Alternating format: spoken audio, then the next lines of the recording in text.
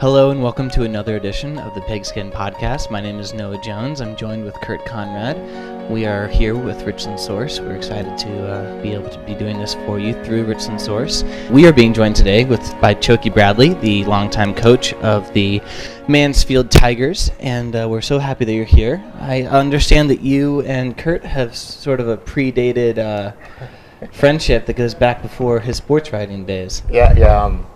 A long time ago, and I'm kind of dating myself here, but before I was a sports writer, I was a camp counselor at the YMCA Camp Glenn Taylor, and Chioke was a very good high school football player back then, and he would occasionally come out and help us out, and we'd throw the football around. I didn't realize I was playing catch with a Division I college guy. I don't know if you remember that or not. I do remember that. A few years ago. I do remember that, man. I was a young buck, and I think I was working for the Y at that time, and I was probably 14, 15 years old or something, and we would go out there on the bus ride, in the mornings for work, and I would do some work, and once I got done with the work, I always liked footballs and basketballs Sure. and things of that nature. So yeah, they had about a 9-foot rim out there. I remember having a lot of fun throwing down some dunks out there. That was a good time. That's the only time I ever dunked in my life. That must have been a long time ago. Yeah, a few years ago. And then Chioke, you graduated from senior high in '94 and off to Bowling Green, and played 4 years for the Falcons. Just talk to us a little bit about that experience and what that was like for you. Well, it was all kind of surreal, for me. I was brought up and raised, by my mother and my grandparents. They were, very influential in my upbringing. My father wasn't around as much, so I had to have other people who stepped in and kind of filled that void for me. And they taught me some, very intricate, discipline and a lot of different things to help me grow as a young man, and and I think it ended up paying off for me, and hard work and then a very super special guy came into my life as a young age, Stan Jefferson, when I was an 8th grader, and he showed me how to be a pretty good athlete, and as well as a student. And so I was given an opportunity to play football at a high level at the University of Bowling Green because of it. As I look back, I was initially supposed to go to Michigan. I had committed to the University of Michigan coming out of high school, but I didn't take that academic thing serious enough as I should, and so that's why I harp on it so much to a lot of kids now. My kids, any kids I come in contact with, that academic piece can stop you from doing so much, and that was one of the roadblocks for me that kind of closed the door on the Michigan deal, and then I didn't qualify on the ACT on the signing date, which is February, first week in February. Mm-hmm. So I was a late qualifier. I didn't qualify until April, and that was a joyous day. And by that time, a lot of Big Ten schools had kind of already made their decisions Sure. and went their separate ways. Wisconsin and Michigan and Iowa and some other schools, and I ended up going to Bowling Green. Had a phenomenal time there. I thought they had some good things going on. They were winning at the time. Gary Blackney had that thing rolling, a former Ohio State guy, and Paul Ferraro, who was my defensive coordinator at the time, told me that I was going to be able to come in and play some good football right away. And once I seen the schedule and seen who we were playing, I said, "Hey, sign me up." But there was a date at the Horseshoe one of those years. Yeah, we played. We played Ohio State. We played Alabama. We played Kansas State. We played in the old Veterans Memorial Stadium in Philly. We played against Temple there. We played all over, man. Dante Culpepper down in Central Florida at the Citrus Bowl Stadium. You know, we traveled all over, man, and that's a tremendous testimonial to, you know, God is really good, and I trusted in Him, you know, as an early age, and it was truly a blessing, you know, that, you know, I had my support group was able to, you know, turn me into a young man and get me focused to the point where I was able to get those opportunities, and you know, you never forget those, and you know, and you know, you can't get that time back, and so, you know, it's always, you know, something that I tell my kids and, you know, a lot of our players about all the time, you know, and you know, you only live once, so, you know, that was my athletic career, and, you know, I was able to get a shot at the NFL, you know, from some various teams, and that's another experience in itself. But, you know, all in all, I think one of my best experiences was being able to come back home and you know, share my experiences and, you know, everything that I learned throughout my journey, throughout my process with our Mansfield City kids and, you know, our homegrown kids, and you know, I wouldn't change it for nothing in the world. I always say this was what God had in store for me. You know, sure, you know, I could have went on to Michigan. I could have played in the NFL. I could have did a lot of different things. But, you know, God brought me back here, and you know, it's just been a wonderful ride. You know, I'm still on this ride. You know, I've been in contact and you know, and talked to and you know, voiced my opinions to different kids, young men, you know, along this way, and you know, a lot of them has went on and been very successful with their lives and with their careers. You know, it's just wonderful for me to just be a part of that, you know, process for them. And you talked a little bit about it. You know, how Stan was influential in your life, and you came from a one-parent household, and a lot of the kids that you know work with now are in that situation. A funny story. A classmate of yours, Effie James, used to be the head basketball coach, and I took Eff to the state basketball tournament one year, and from the minute I picked him up to the minute we got back, his phone never stopped ringing. And finally I said, Effie, who's calling you all the time? And he said, it's the kids on my team. Their fathers run around, and they just need somebody to talk to. And you know, that really hit me. I mean, that's pretty powerful stuff. You're not just a coach. There's a lot more to it than that. It really is, man, and especially here at Mansfield Senior High. You know, I think, you know, we had Coach Adams who came over to us, who's our defensive coordinator, and Coach Levinsky and some other guys. But those two in particular, they came over from Cliff Fork, you know, Butler, Belleville area there, and you know, they kind of walked into a situation that they you know, clearly wasn't used to, you know, or prepared for, you know what I mean? But they, you know, they're great human beings, and, you know, they love kids, and that's the most important, you know, thing that matters. And it doesn't matter what color or where you come from, as long as you love kids, you know, it'll work out for you. And I think one of the things that they, you know, really, you know, thought would be hard would be the change and the you know, of environments, and you know, it was a smooth transition for both of those guys, and you know, and I think largely was because they just love kids, and they got a heart, you know, and they want to see, you know, kids and promote, you know, success within those kids, and you know, so you know, for me, you know, it's just all the same for me, you know. I just love being around kids, and I love watching the process and being a part of the process, and I love catching kids when they're young and not knowing where to go and just trying to figure it out, you know what I mean, and then to sit back and see the end result, and to see kids go off and be very successful and have phenomenal careers and raise families and just be positive role models themselves and human beings in society. You know, it makes you sleep real good at night, and you know, and that's kind of the same thing that, you know, Effie did, you know, when he was around, and still is doing to this day. You know, me and Effie cut from the same loaf of bread, man. You know, he one of my brothers, and so you know, I truly understand, you know, how his clock ticked, because my clock ticked the same way.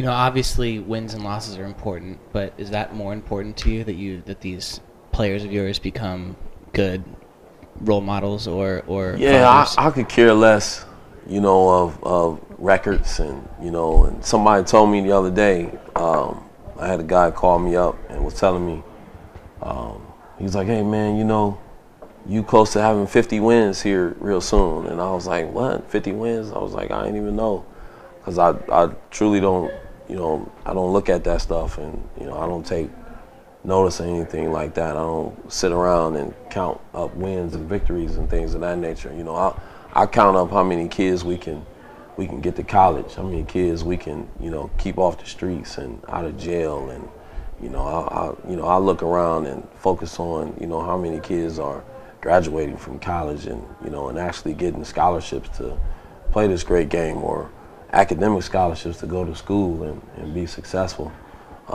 You know, and you know, or just being productive citizens, you know, and getting a job and you know, raising their families, and you know, and coming back and telling me all about it. You know, that's the beauty of this whole thing, and you know, and that's one thing I loved about being in education, because it's always about the kids, and the kids are number one. And you know, I've sat in on meetings and been a part of different meetings when, you know, some people never wanted to put the kids first. And, you know, my say to that is, why you're in education. You know, that's what it's got to be about. If it ain't about the kids, then it's time to get out. Definitely. Is it I mean, we grew up, you know, at a similar time in the 90s. Do you have to coach kids differently today than the way you were coached, I guess? I mean, it seems to me like you gotta deal with them a lot more. Yes, it's different. It's different. Times have changed drastically. You know, when I was coming through, and Effie and all of us, we were coming through, you know, we were coached hard. Right. And, you know, and it was, you know, parents, I believe, you know, I think back then, one of the most important parts or pieces to the puzzle was, you know, a lot of us, you know, we had good support at home. You know, we had parents and grandparents, and, you know, we had people, you know, who were driving us from home. You know, and then when we got to practice, you know, Coach Jay or Coach Helbert, you know, and those guys, you know, were just, you know, direct reflections of what we were receiving at home. So, you know, if you was getting it hard at home, it wasn't going to be anything less than that when you went to practice, because, you know, our parents and our grandparents let our coaches know, hey man, that kid needs to get coached hard. Don't cut him no slack. Right. You know, and don't think that, you know, you're going to get any backlash from any one of us because he cutting up and you disciplining him or holding him accountable.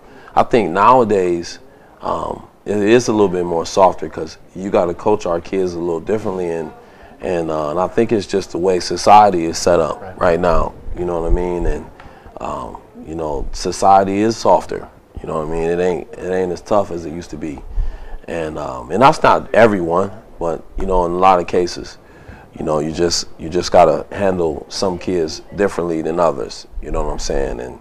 And a lot of kids now, you know, they're a little bit more sensitive when you hard on them, and their parents. You know, a lot of parents, you know, why are you talking to my kid like that? You know, why you don't be talking to my kid that way. You know, and they only knew what it was like 20, 25 years ago. But then 10 years later, you know, that particular kid ends up in the pokey. Right. You know, and now you're looking at mom and dad like, see, I try to tell you. Yeah.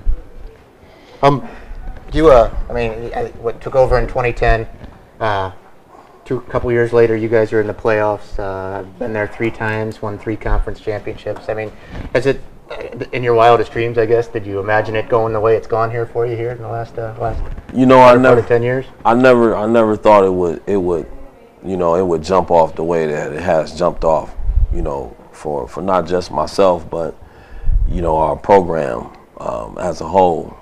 But, you know, at the same time, I knew that we had the potential, because we've always had the athletes. We've always had the talent.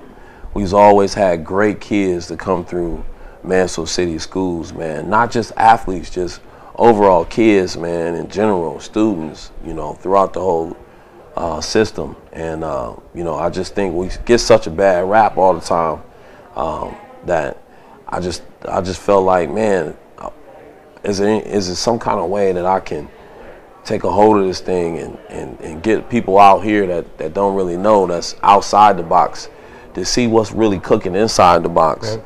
You know, and so, you know, when it started happening and we was able to, you know, win some games or get some kids some scholarships, and you know, and you know, the community and different folks can really see, you know, that, you know, we aren't that bad. Right. You know what I mean? And you know, so we were talking a little bit off camera about it. I mean, you coached a guy, Jacob Superon, who was an all Ivy League guy, and probably not a lot of people realize that, but he they don't you know, man. He's a guy who he can do what he wants now because he has that Ivy League education, and he got it from playing football. And this is what I say, man, a lot.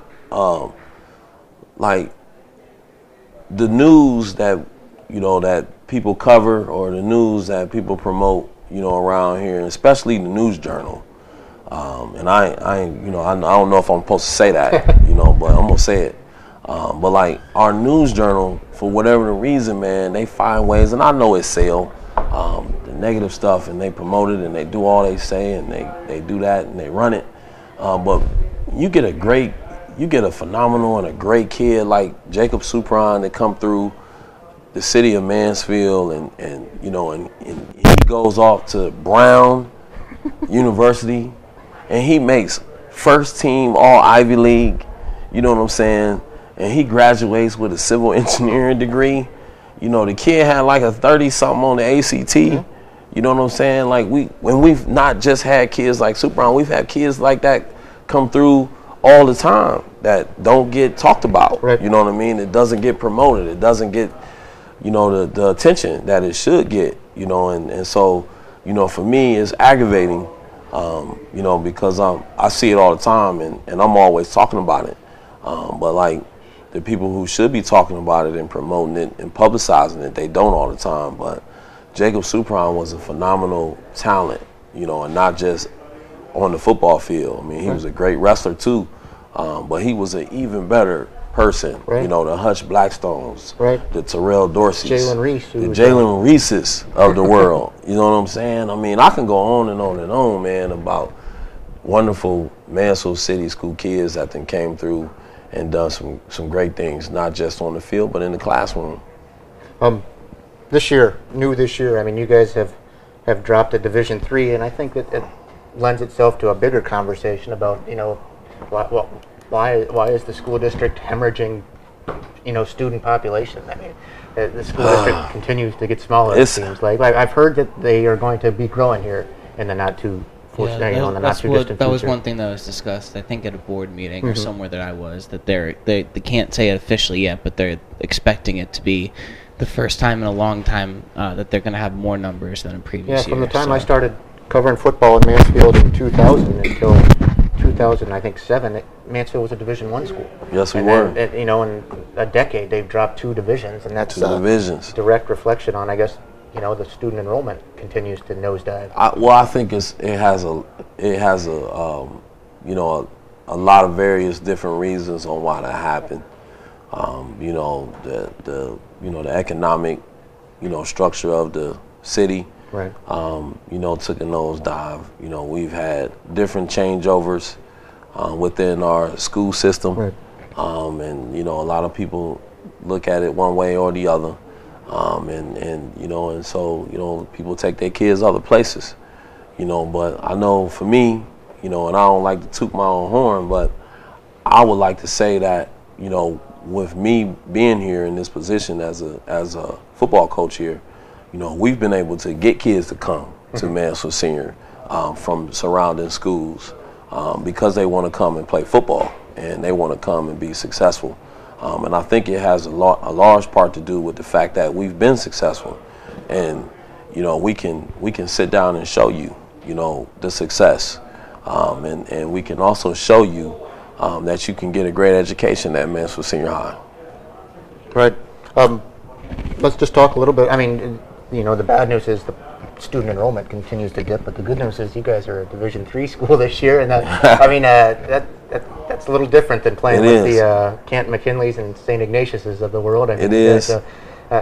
You know, from a football standpoint, that's got to be kind of exciting for you guys.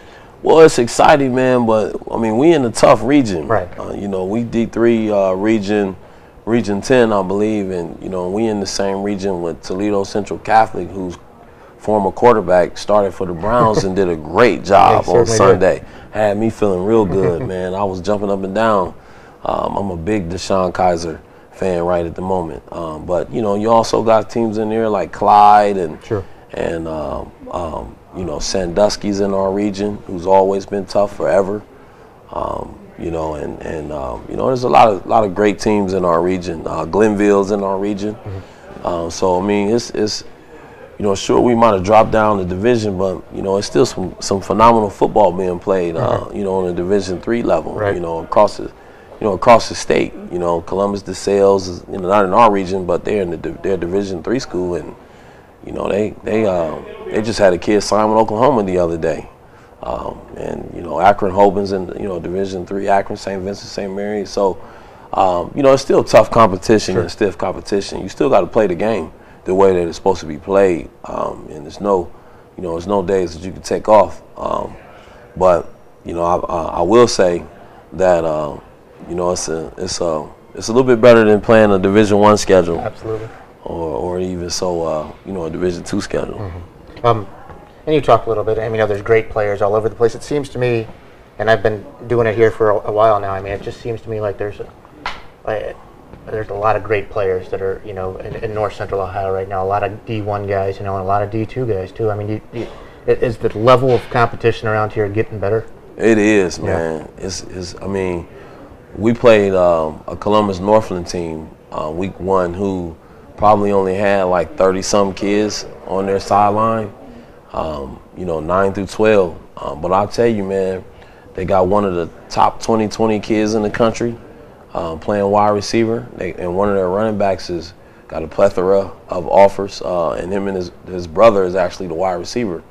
And you know, so, you know, it doesn't really matter, you know, where you at. It's basically what you're doing, where you at. Just down the street here, you got a guy who's got an offer from Ohio State, and everybody in the country wants him. Yeah, you cased over. You played with his dad at Bowling Green. I mean, Trevor, great family. His mother, Chelsea, you know, and Trevor both went to BG. They were two great athletes. I was fortunate to play with Trevor, but Chelsea was also a great athlete herself. You know, at Bowling Green, and so, you know, Kay was is benefiting from some phenomenal genes. We had Kate on the show last week, right? And he told us that you and Trevor are still pretty good friends. Yeah, man, we tight, man. I talk to Trev all the time, man, and I also go down to his meat shop down here on South Diamond. And get them good steaks and pork chops and things, man. But yeah, Trevor's a great friend of mine, man. He will always be. You know, we've fought a lot of battles together, man, out there. You know, at BG, you know, playing against some tough teams, and we've seen some great times and we've seen some bad times. But all in all, I think we grew as men together. So you never forget that. Yeah, so, that's important. You know, our friendship will last forever. I was looking on the BG website. It looks like you guys are both Coaches Award winners too up there. You won it in '97, and Trevor was the winner in '95. Yeah, yeah. Man. And Leroy Smith, another kind of a guy with a lot of local ties. He was a Coaches Award winner at BG as well. Yeah, man. I had a great time in Bowling Green, man. You know, I wouldn't take it back for nothing in the world, man. I learned a lot. I learned. You know, Coach Spags, Steve Spagnolia was my position coach. He's currently the defensive coordinator for the Giants. Was a former head coach with the Rams, and I also believe he was a defensive coordinator with the New Orleans Saints when they went to the Super Bowl. Okay. But you know, I learned a lot about the game of football from a lot of great coaches. We sit around, a lot of my Bowling Green guys. We sit around and talk about it all the time, about the coaching tree that came through, not just Bowling Green, but the MAC, the Mid-American Conference as a whole. You know, Gary Pinko was at Toledo, who was our rival at the time. They still are our rival, let's be honest. Yeah, went out to Missouri, you know, and did some great things out there. Before he left Toledo, he did some great things. You know, on our staff was a graduate assistant by the name of Paul Haynes, who's going through a situation, health-wise, and I'm praying for him that he gets through that, and his family. But he's the head coach at Kent State at the time right now. Coach Farragelli, Coach Terry Malone was at Michigan for a long time. Boston College. We got the tree of coaches has just blossomed, and those guys that went all over the country and did great things, man. Coach Timmy Walton, I think he's in the league. Coach Legashevsky was at Illinois. The list go on and on. I could sit here all day and tell you about it. But have you ever considered the possibility of getting into the college ranks, or would you like to coach in college? I have. I've definitely talked about it, with my wife, and I've talked to some different coaches, around, in the coaching fraternity, with that we're all in, I just think when the time is right, it'll work itself out. Right now I'm just focused on, trying to get as many as these Mansfield City Schools kids, on the right path and in the straight and narrow, and get them out of here, and get them into college, and get them to be very successful human beings. So when it happens, it'll happen, and I'll embrace that moment when it comes. I think you'd look good in a Falcon sideline. You're already rocking the orange and brown. Hey man, I would love to. That's my alma mater, so they're gonna always be dear in my heart. Yeah. And I Ziggy Zuma all day. So you got one of those guys this year, Jornell Mans, who was a guest a couple weeks ago on our show. He's going to the University of Minnesota. A high-profile guy, one of the more high-profile guys that have come out. Do you have to? Do you coach those guys a little differently? Do you try to treat everyone the same? How's that? What's that dynamic like when you got a Big Ten guy? You know what? Hard. Yeah, I would think so. I look at Jornell, and I look where he's come from when he was a ninth grader to where he is right now today, and it is a total 360-degree turnaround. Right. I look at the Jornell Mans today from the Jornell Mans last year or even 6 months ago, and it's a total 360-degree turn. So for him, I think he gets it. I wasn't able to say that a while ago. Right. You know what I mean? But now, he gets it. He's on time. He works hard. He understands. He wants to be great, and he understands what he needs to do to be great. And he's becoming a leader. He's holding his teammates accountable. And those were all the things that we were trying to do to him. Right. As he was going through his journey. And so, to see him, turn into the man that he's becoming, it's scary. It's scary, man. And he's still untapped. And I still don't think we do a good enough job of getting him the ball as much. And that's something that we're going to have to get corrected as a staff. But it is tough, But the one thing that I always try to do is I try to coach them all the same, and that's hard. Sure. You know what I mean? And with the Mansfield City School kid, you can't be soft. You got to coach them hard, and you got to hold them accountable, and you got to be fair. You know what I mean? And then the underlying foundation of all of that is you got to show them that you care and love them. Sure. And once you show our kids that you love them and you care about them and you'll do anything in the world for them, then you can coach them hard and you can hold them accountable, and they'll respect you while you giving them the same respect. And so it doesn't go any different with Jornell or to the ninth grade kid who's just coming in not really knowing which way to go, because Jornell was that kid when he was coming out as an 8th grader.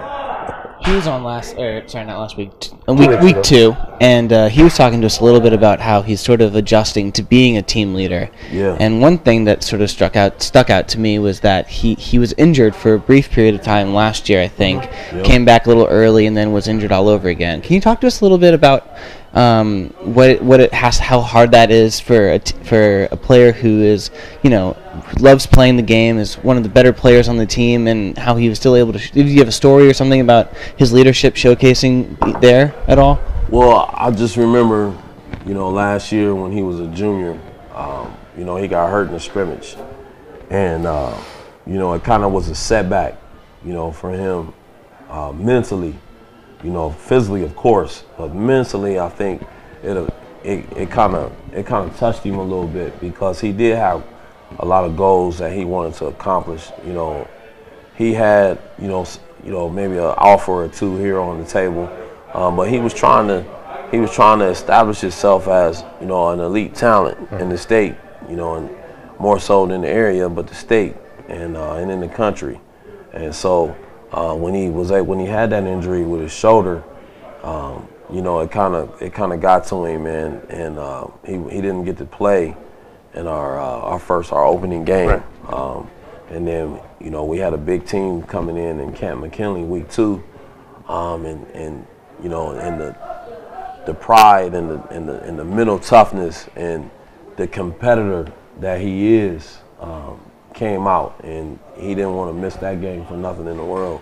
And although he was still hurt, still in pain, and still struggling to be 100% and be an elite, football player, he still went out there, man, and gave it all he had and left it all out there, man. And he took a nice shot in that game and re-injured it. You know what I'm saying? And we had to take him out. But it was one of those situations where. You kind of felt sorry for the kid, because you knew his heart was in the right direction, and he laid it all out there for his team, and and even his career, that could have been a career situation, right. At the time, and so he sat out the next game against St. John's, which was another tough situation. With Toledo St. John's coming in with a plethora of Division I talent that very next week. And he had to sit that game out and watch from the sideline, and that was another tough situation. And so, I think going through all of that and then coming back and being pretty productive and having a successful junior season off of that, injury and that particular situation, I think it helped him grow a little bit not just as an athlete, but as a man, as a young man. And so, I think what you see now, the Jornell you see now, is the Jornell who's been through a lot, off the field and on the field, you know what I mean, and he learned. He's learning every day, and he's still a work in progress. Don't get me wrong, he's still a work in progress, but I love the Jornell Mans today than the Jornell Mans of yesterday. And I think, and you certainly would know better than me, but it's got to be satisfying to see that now that a guy who's a Big Ten talent is turning into one of the hardest workers on the team. I mean, that sets a good precedent for guys who are looking up to him. I mean, just like right now. I mean, he got banged up a little bit yesterday in practice. To the point where we didn't really know, if he was going to be able to, to go for us, Friday. But shoot, that joker showed up today at practice and was ready to go. Running around and doing everything. And I asked him, I pulled him to the side and I said, "Hey man, how you feeling today?" He was like, "Bad." "I'm feeling bad. What do you mean?" He's like, "But I'm out here practicing. I'm trying to be this. I'm trying to be great. I'm trying to be great, coach. I want to be Mr. Football. I can't be Mr. Football on the sideline." So I said, "I like your attitude." Right. Another guy who you didn't get a lot of attention, I don't think, not like what Jornell has, but who's gone on to have a great career, I think, is Matt Robinson, who's at Bowling Green now, if I'm not mistaken. He's wrapping up his career, and he was a guy who doesn't seem like he was really highly recruited coming out of school.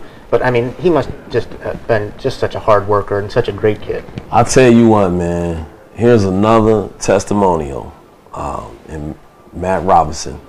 You know, Matt came into our program young, and you know, we gave him an opportunity to play early as a sophomore with the Jacob Superons and the Mitch Triticos of the world, the Tory Bradshaws, and I think, you know, Matt got it early. Right. You know what I'm saying? And he knew what it took to be, you know, a great athlete, but, you know, not just a great athlete, but a great student too.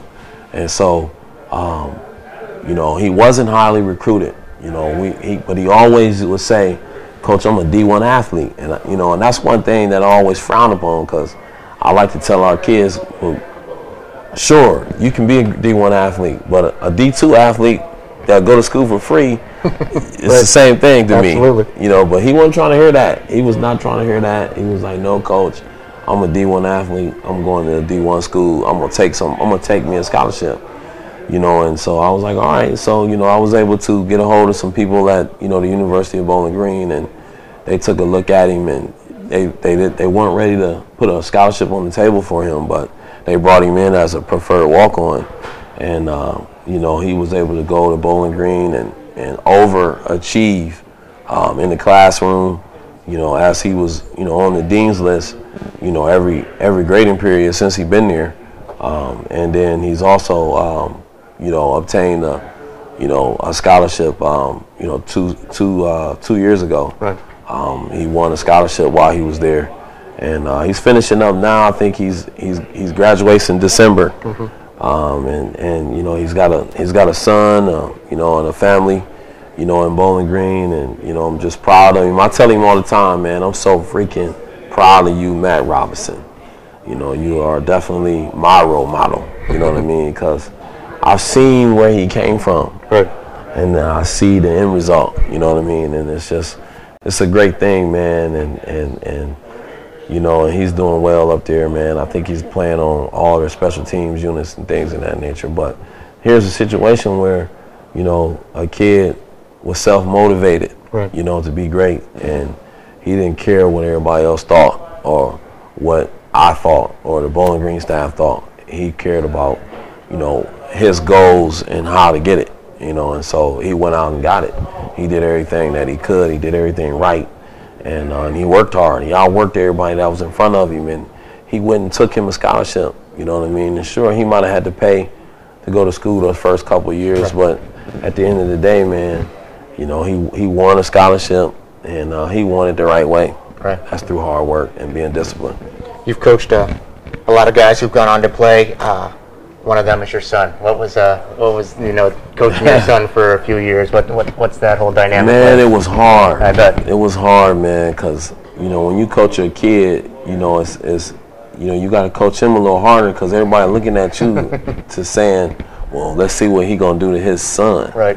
You know, so it was always a tough situation, because, you know, you want to be a father, you know what I mean, but at the same time you're a coach, you know, and you coaching, you know, 60 or 70 odd kids, you know, and they're all your son. Right. You know what I mean? And so, you know, when we go home, I try to, you know, it was a transitioning process that I had to learn to get better at, you know, because you got to transition to being dad now, you know, and so, you know, it was a struggle, you know, at times, because, you know, I would see something in practice that he didn't do that I wanted him to do it, or I felt like he could have did better, and I would find myself sometimes bringing it up at the dinner table or on the couch while we sitting there, you know, and you know, we had tough rides home, you know what I mean? But all in all, man, he was my son, and I loved him to death.